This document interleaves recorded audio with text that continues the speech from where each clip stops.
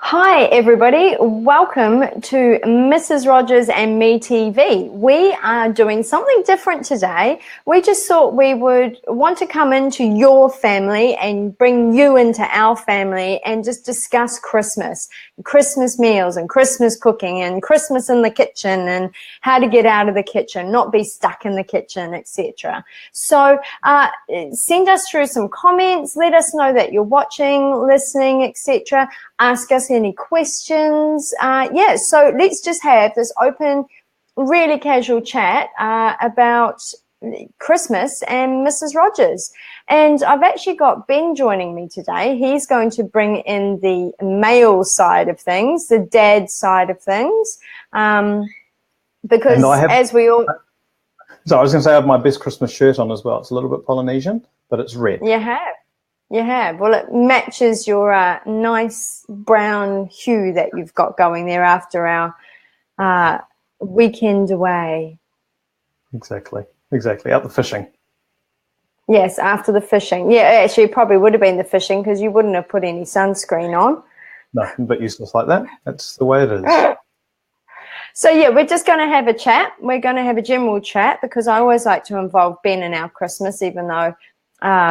I generally, we just kind of pick our favourite foods, really, don't we? We go around our family and work out who wants to eat what, and rules are completely thrown out the window on a Christmas day.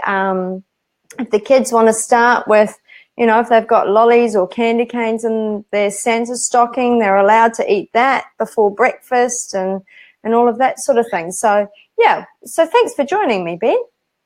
Not a problem at all. My favourite memories of Christmas Day morning have to be getting cherries and apricots in my stocking. That is the thing that I remember most about Christmas is getting those cherries in there, and then obviously getting cherry juice and pips everywhere as well. But that's my favourite food memory of Christmas, and it's not cooking related. But it's it's in the special time of year when you're starting to get those types of fruit through the supermarkets. I love it, absolutely love it. Oh, it is good, and I think everybody tries to budget a little bit more too at Christmas so that we can afford those slightly more expensive cherries or lollies or sort of like a big ham as opposed to just a couple of slices. So it's a nice, fun time of year. But some people get really stressed out, especially if they're hosting more than just their immediate family, obviously, or, families and friends getting together. They get really stressed out. So we're going to give people some hints about how to not get so stressed out, aren't we? Well, let's start off with that. So we've obviously we're planning a Christmas, and there's many tips that you can read about on the internet. You don't need to Google Christmas cooking tips and find out lots of things. But I suppose we've been having a little bit of a chat about how we prepare, and I guess, Kirsty, if you're able to share some of those, that would be good. And if anyone's got any questions, please do ask us. Pop them down in the comments. We can bring the comments up hopefully, and you'll be able to have a look at your own comment, and we can possibly even answer it. We'll see how we go. So let's start with breakfast maybe. Okay. Breakfast is obviously the first experience of food in a very, very, very long day of food and quite possibly a lot of drinking. I'm thinking that this year is going to be a relatively nice Christmas day. So let's just see how we go with the drinking this year. But what's your top tips for breakfast time? Go on, give us a couple of those. Well, I think breakfast is a good one that can be pre-planned a lot, and people tend to leave things last minute. So breakfast top tips would be, if you want croissants or pancakes or waffles or anything, make them or purchase them in advance and keep them in your freezer. And then Christmas Eve or early Christmas morning, depending on what time your kids wake up, just get them out and let them defrost so that it's done. Have your cheese already sliced and your ham already sliced so that when you're wanting to make your ham and cheese croissants in the oven, all you have to do is put it together. So have as much pre-prepared as possible. Get the kids in to help. Get them to make the fruit platter. Get them to put your Christmas granola in a nice bowl with a serving spoon. The other thing I love, and it's quite magical too, is set your Christmas table the night before. So actually do that Christmas Eve. And that gives Santa somewhere to have his, sort of cookies and his milk or his glass of port, as he does at our house sometimes. He might have some whiskey this year maybe. But it makes it friendly and festive and interesting for the kids to wake up to that morning. And it's another job done. It's one ticked off the list, and you don't have to worry about, oh gosh, when am I going to do that? Because it's there and it looks pretty, and it just adds to the decoration of your place. Make sure you've got your bubbles chilled so that you can have your Bucks Fizzes in the morning with chilled bubbles. Make sure you've got enough ice for the orange juice if you haven't got room in your fridge, because let's face it, our fridges get really full. Just be prepared. Be prepared, everybody. Make your sauces. Do all of that. And get Dad on the barbecue. If you're going to have a cooked breakfast, have it all ready for him to go, because you like cooking the barbecue, and it's always great when I just hand you a plate of food and it's all prepped ready for you to actually cook it. I actually enjoy that breakfast routine as much as any other parts of the day, Christmas Day, because it sets the scene.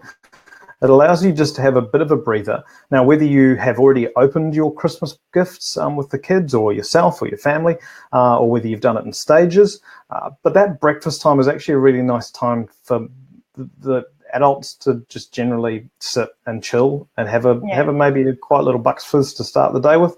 Hey, thanks for your smiley faces, Liesl. Good to see you liking what we're doing. This is something new that we're doing, a bit of a chat. And what we're planning on doing is getting other people involved in this over time. So we try and get some chefs, and even if you're interested as well as a home cook, if you wanted to shoot us a line on Messenger and let us know if you wanted to be part of these chats, that'd be good.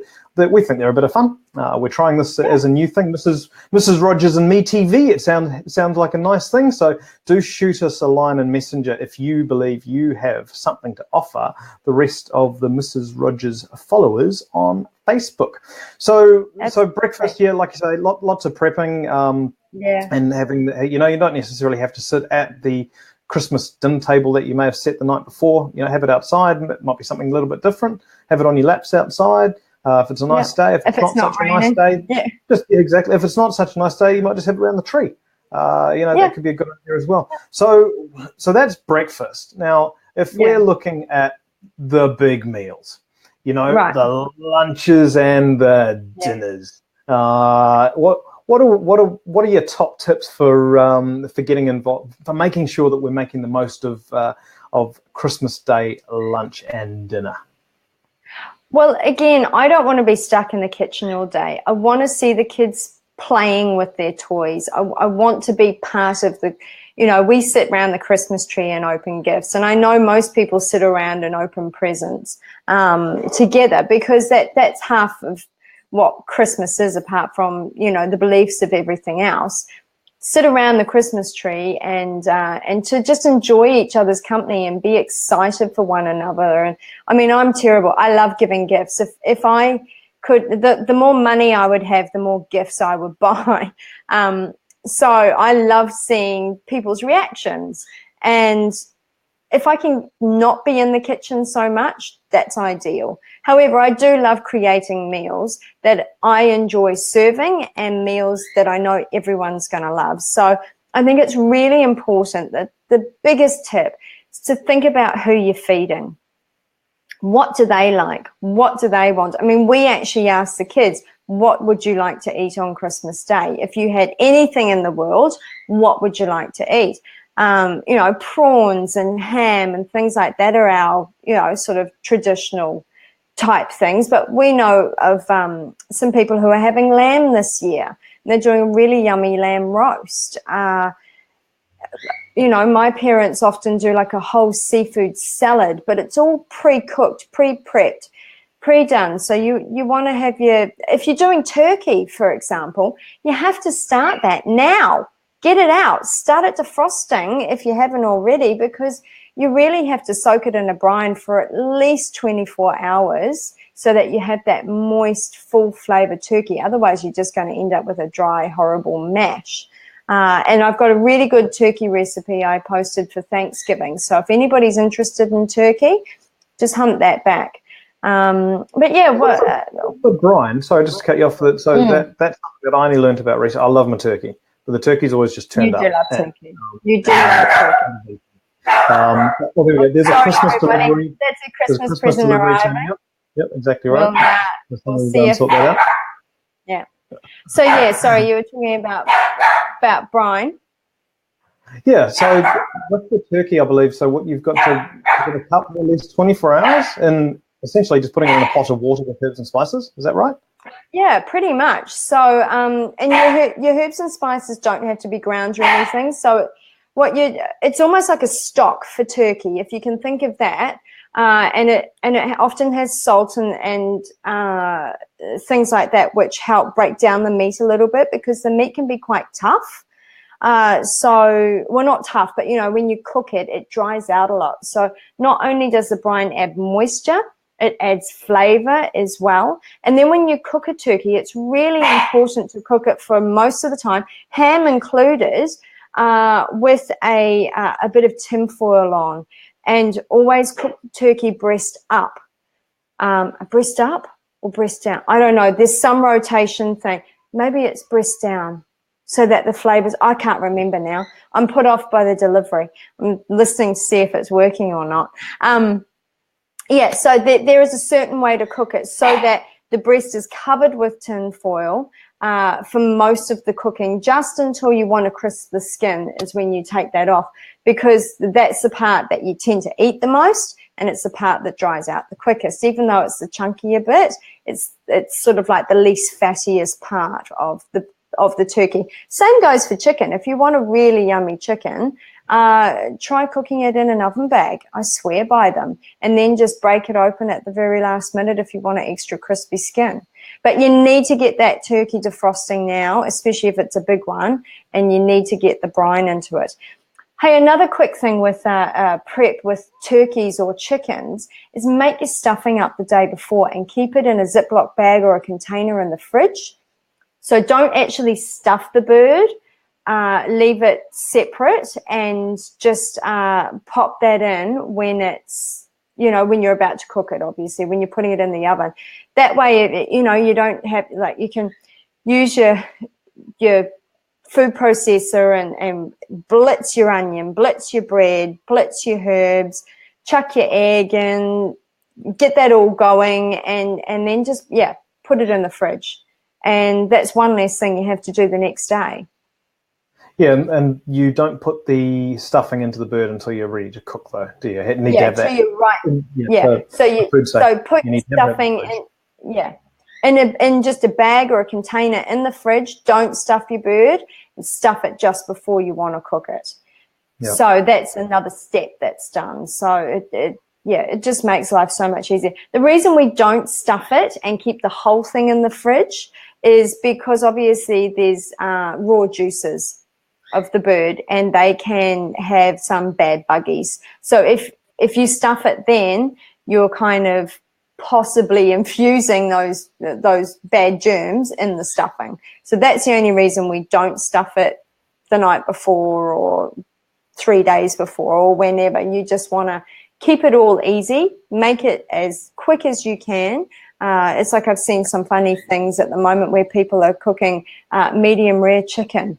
It's like, what is you just hope that as a natural food, like why would anybody why would anybody cook chicken well done when you can have it like this? And it's, anyway, good on them for having a go. I hope they didn't end up in the toilet. Well, the key to Christmas Day food is not giving everyone food poisoning. I would think. I think that'd be a good Christmas present, to not be sitting on the loo for most of the day. That would be a very sucky, very terrible day. Hey, if anyone's watching, and we've got a few people watching, just pop through if you've got any Christmas traditions, let us know in the comments, and we can bring them up. There's one of the Christmas traditions that we've mentioned before on a Facebook Live, is that I buy pajamas for everybody. So on Christmas Eve, we basically open up new pajamas. So on Christmas Day, you've got nice new pajamas for all your Christmas Day photos. And We do. I think we've probably got that many pairs of pajamas in the cupboard, but it's just one of those little traditions that our family has. That it's not food related for the Mrs. Rogers followers, but it is something that, and I did nick it off. Like I said before, I nicked it off Modern Family. It was something that I saw on Modern Family on that TV show, and thought that's a blooming good idea. And we've been doing it for probably the last 6 or 7 years. So we have a lot of pajamas. Yeah, we have. It's a fun thing to do. So let us know if you've got any traditions, and pop them into the comments. Well, I've got a friend who does a Christmas Eve box. So not only do they get new pajamas, they'll get like a nice mug with some hot chocolate mix and a few marshmallows, and they might get a storybook. Sort of her older children might have a couple of, like, she actually makes sort of handmade biscuits and puts them in so they can nibble on that. And then they all sit around the Christmas tree and try and guess the presents, or at least say what they're hoping they might get. And that's just some nice family bonding time again. You're not stuck in front of the TV. But then again, you need to be prepared to do that. So I thought that was quite a nice thing, that these boxes all get wrapped up, and she prepares them all, and everybody opens it and they sit around and have their hot cocoa. And so basically, that's a nice tradition. Everybody has traditions, which is nice. That's what Christmas should be, whether you believe in the religious side of it or not. It should just be about 100% about family traditions, and obviously your beliefs in that will come on top of that. But make it your own. Make your own. And one of the things is that with herbs and spices, I mean, you can do different things over Christmas. Obviously, the Christmassy smells are your cinnamon and your nutmeg and things. And actually, Kirsty, you posted up a really good idea the other day you might want to share with making your house smelling all Christmassy. Yeah, so if you've got like a soy melt burner or even a soy candle, and you can't find the right Christmas scent, just pop some Mrs.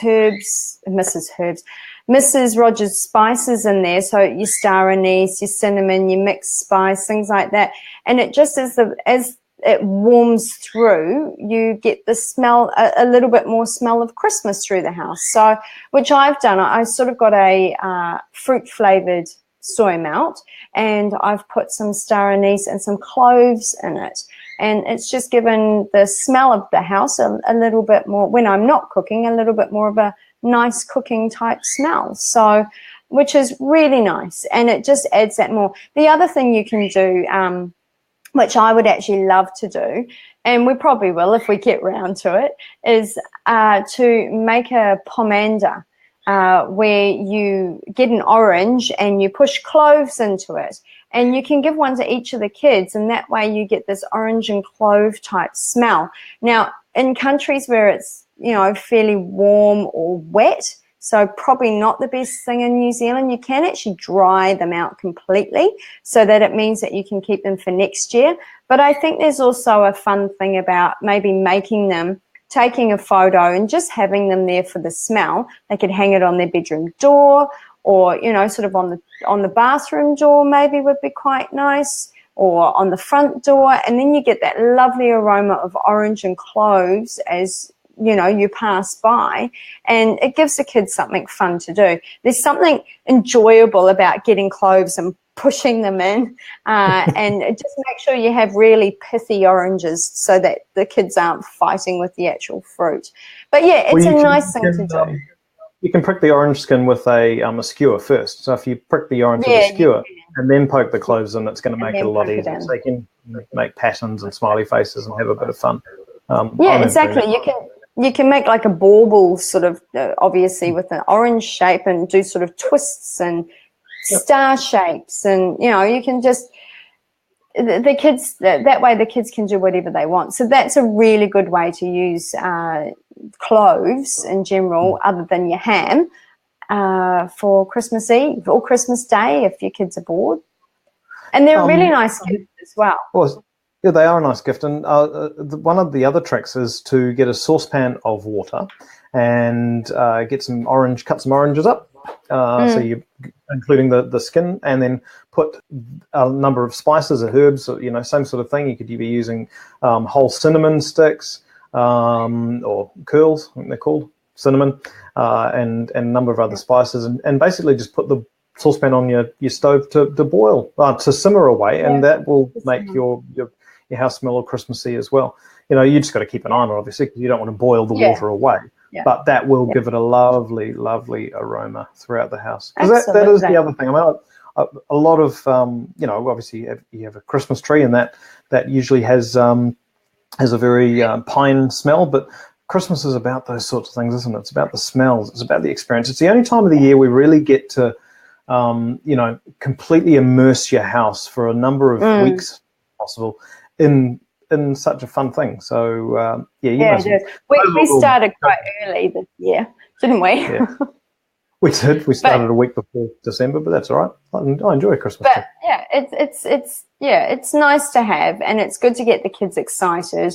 It helps with that whole bribing thing, Christmas is coming, the countdown's on, you better be careful because, Elf on the Shelf is looking out, or Santa's watching, or the fairies are watching, whatever you believe in. So, or all of the above, like we do.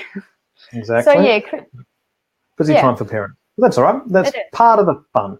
Now, is there any other tips you wanted to give everyone for Christmas? Or I guess if you watch our Facebook feed, you would have seen a number of tips that have been going out there. So keep an eye on that. Like and share those posts if they're interesting to you. Let us know if they're not. If we're putting up things which are boring or whatever, just let us know. We are very thick-skinned. We don't care. So do let us know on Messenger or shoot us a line through the website, www.mrsrogers.com, and contribute. We're doing this for you. So if you want to feed back to us what we should or shouldn't be doing, then we'd love to hear. Absolutely love to hear. Exactly. And in fact, if you want to leave any comments in this chat, let us know as well. We're going to try and do these sorts of chats on a more regular basis. We're looking at getting guests and chefs. And like I said before, if you are part of this as well, if you're a home cook and you think you have a lot to share, and I'm sure you do, then do reach out on Messenger, and we'll do our best to catch up. Facebook loves a bit of fun. Now, I am going to move on to something a little bit different, a little less Christmassy, but one of the things that I do and we keep an eye on here at Mrs. Rogers is foodie news. And there is, Carla says, thank you, Carla. She appreciates the live video. Thank you, Carla. Well done. Carla is a regular viewer, and we really, really appreciate your support.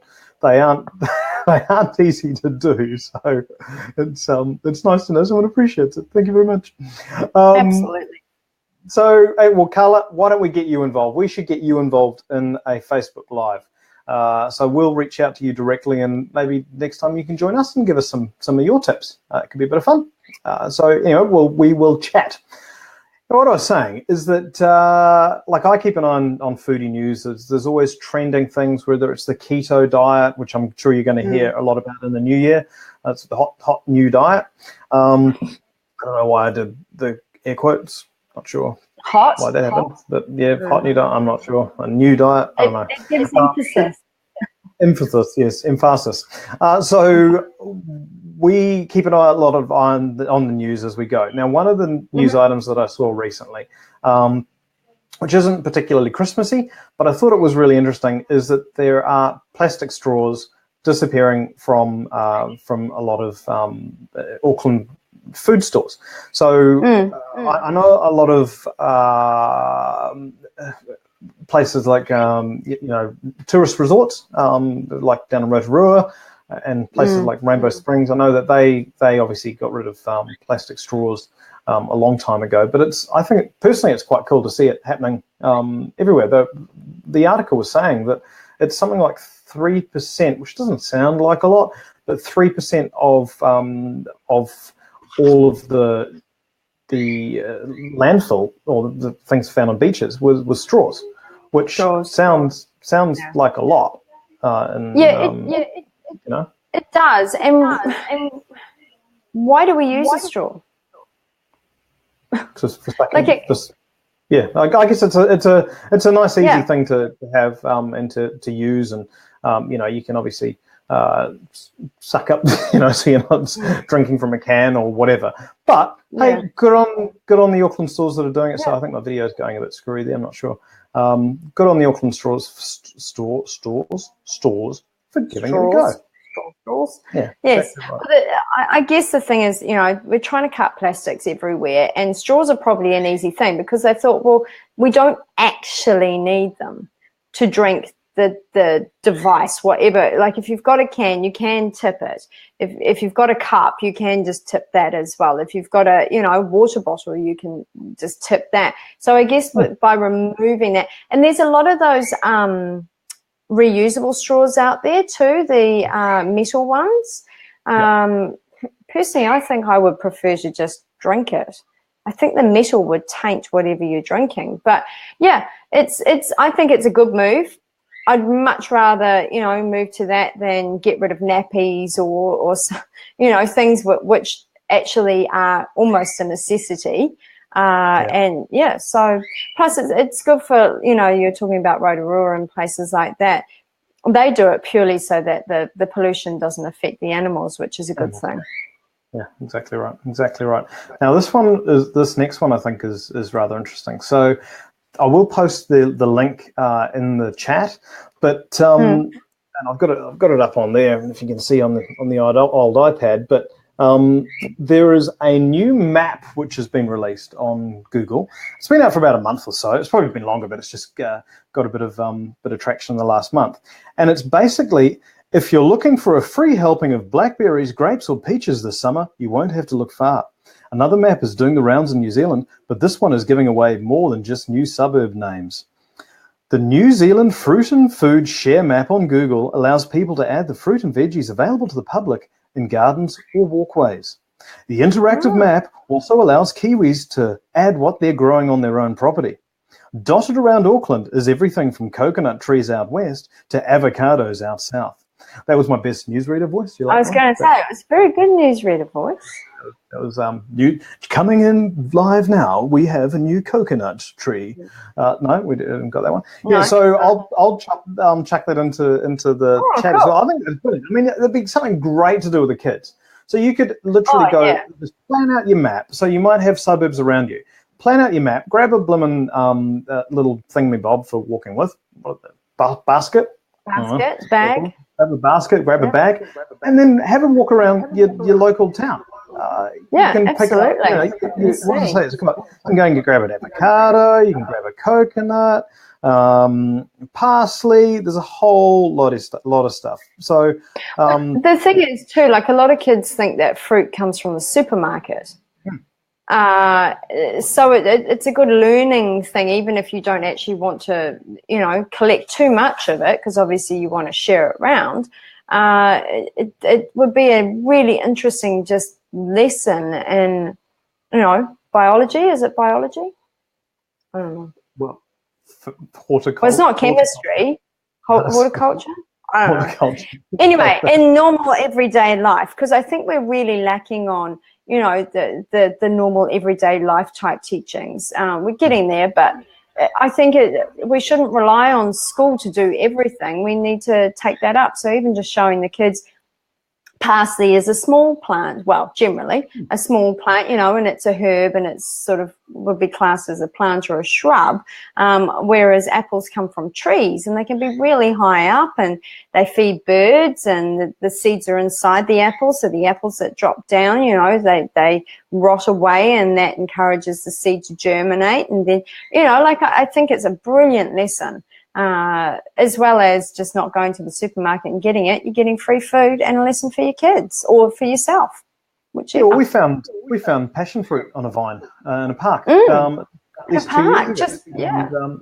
one of our boys actually commented the other day when we drove. This is 2 years later. Commented, they said, "Hey, that's where we found that. What fruit was it called?" And passion fruit was what it was, obviously. But he remembered 2 years later, and that was only probably half-hour walk around the neighbourhood. So I'll post that up on the feed so that you can have a look. But I think that's brilliant. More of that stuff. And if you can contribute to the map as well, then if you've got locusts growing, you don't mind people wandering into your front yard and grabbing them, then I think you should contribute as well. Now, or even natural things like natural blackberry bushes and things like that would be quite good too. Yeah, absolutely. Yeah. Sorry to interrupt. No, that's right. If people have got comments, then please do leave them, and we will do our best to answer them. This next one is an interesting one. Okay, over in Aussie, they apparently have launched a Vegemite ice block. So this is a thing. Yes, that's the face you make when you hear Vegemite ice block. Now, I am a Vegemiter. I'm not a Marmiter. Yeah. I'm a Vegemiter. You're a Vegemiter as well. And there will be a debate. If you are watching, tell us whether you're Vegemite or Marmite. Give us your skinny on that. I know we had. So there's a Vegemite ice block being launched. I would try it. I think I would try it just so that I could say I could try it. I'm glad it's an ice block, not an ice cream. Ooh, but you could do it as an ice cream if you put. Anyway, well, that so. Remember they did that chocolate, that Vegemite chocolate. Yeah, I didn't like it at all. I liked it. It tasted like chocolate and Vegemite. Yeah, so it just didn't work for me. Didn't work for you? That's all right. Well, not to be outdone with the Aussies rocking out Aussie Vegemite ice blocks, Marmite in New Zealand have launched. Well, they haven't launched. They did on their Facebook page Marmite ice cream. So you just said before, I'm glad they haven't done Marmite. So there you go. So there is on the New Zealand Marmite New Zealand Facebook page, and I will pop a link to this as well because I think it's hilarious. They have shown you how to create your own ice cream with Marmite. So you can't go out and buy it. You can't go out and buy it, but they have.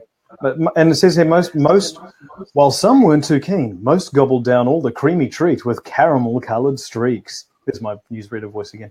I like that. I like that separation. Yeah, well, I mean, if you think about it, you've got salted caramel. Yeah, well, that's the thing. It just depends on the level of what they've done. Like, is it more of a salted caramel with a hint of Marmite? I just think it's which would be nice. Just but are they? Yeah, have they just got like a tablespoon of Marmite and stirred it through the ice cream like that? That's kind of different. Yeah, we swirled it through, which is I think that's fine. That I'm going to try it. I reckon we should try it. Their own. Yeah, but you eat the weirdest things. Thank you very much. Yep. Yeah, when you're traveling, you're very good at trying everything. So. Actually, that trip to India earlier on in the year, middle of the year, when I had the opportunity to go and see the people. If you look back in our lives, I did a really, really interesting tour through Old Delhi and through the spice markets. Absolutely fascinating. Yeah, there was one particular point where I could barely breathe because I was going through. Yeah, you nearly died. I did. I was going through the chili section, and it was incredible. Like if we think about how much, a lot of obviously Mrs. Rogers herbs and spices are sourced from places like this and come fresh, come into the country and, they're as good as you possibly can buy. Then going into this section of the Old Delhi spice market and being in with all the chili, and the air was thick with chili. I mean, I've been obviously at the factory, Mrs. Rogers' factory, and you can get a sense of the chili there. But being in the world's largest commercial spice market with all that chili, and you can do hot too. You can do, like, if I was there, I would have just passed out. I think I would have been crying because I can't do any kind of spice really. Well, not hot. You do spices, but not hot. I do spices, but I can't do full-on chili. So that would have just absolutely killed me. Yeah. Carla's just commented that she's going to stick to fruit ice blocks. So, well, I don't know if there is. And ask about the health benefits as well, Carl. I don't know. I'm assuming that which is the one with it's yeast, isn't it? The Vegemite, the one with the yeast, and the other one with the iron. I don't know. I lose track. I don't know. I think they've both got some goodness and some badness in each of them.